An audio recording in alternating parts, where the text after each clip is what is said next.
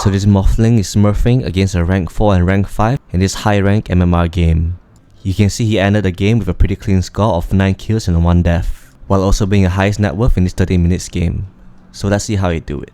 The Morphling's laning stage is pretty stagnant, as he is going against a Doom and a Muerta matchup. So the first 10 minutes of the game is pretty much just farming for his items, but what I find interesting here is on the 10th minute, he actually made a rotation while only carrying a power threats, magic wand, and halfway through a Vladimir's offering. I actually like this kind of rotation, as it is actually a pretty classic high level move. As the reason for the rotation is usually ignore the enemy offlaner, which is usually more powerful than the carry in the early stages. While the game was pretty solid itself, even making the right play can sometimes lead to confusion. The Radiant is pretty confused about whether they are stronger than them, as it's currently 4 against 3. So this misplay and confusion eventually caused the team as they hesitated to commit together, which in the end the Morphling ended up getting Doom. But once the Morphling spawned and completed his Vladimir's offering, he basically just AFK farms the Ancient Triangle until there's opportunity. And the very interesting thing is that this type of opportunity for some reason always comes smoothly every time you clear the Ancients. And as you can see, while waiting for his Ancient to spawn, he jumps onto mid and kill the Bat Rider, clear the mid wave, and then proceed to farm back the triangle, all in one very smooth succession.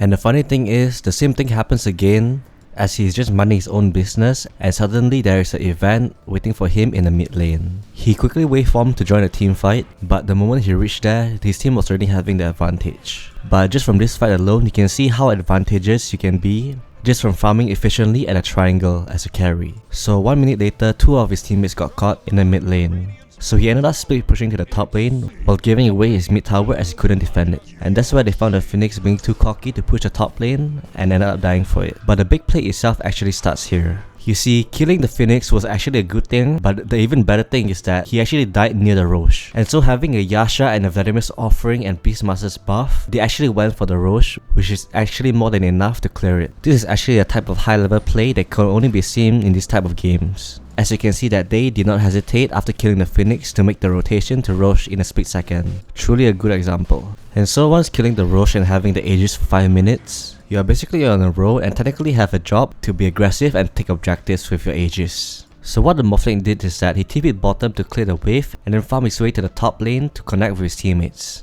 And you can see how smooth his rotation is as he is farming and fighting at the same time for his teammates. This type of play is what everyone should try to achieve for when you're playing a high level Morphling just like this guy. You can see that he popped the Bat Rider and everyone starts running away from him as it's not worth to fight him because he still has the Aegis. So I mentioned just now that he has a responsibility to take the objective, and this is one of the best scenarios that you can get. So what this Morph is doing is that he's actually farming while getting objective at the same time. You can see that this high level players prioritizes the rune as it can be game changing, as you can see just like getting a DD rune. So he uses the DD rune to take down the tower in an instant, but watch closely, this is where the big part comes. As he is guaranteed to take down the mid tower, you can see in the map that there are some enemy heroes doing some split pushing. So his teammate actually made a preemptive smoke right before the Morphling destroyed the mid tier 2 tower. So this is actually a very high level fight where the Radiant actually forces the Dire to fight while having the advantage of an Aegis.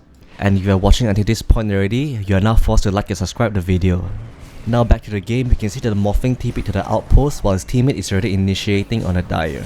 While having all the information in the world, he sees the enemy Phoenix pop his egg, and it is definitely the #1 priority to take it down ASAP. And with the Templar dying and a Doom on his BKB, his only next target is to jump on the support Muerta. And just from the fight alone, he actually secured a Linker Sphere and another tower while still having the Aegis, while killing the carry player as well. And so the Radiant continued to snowball just from this fight alone.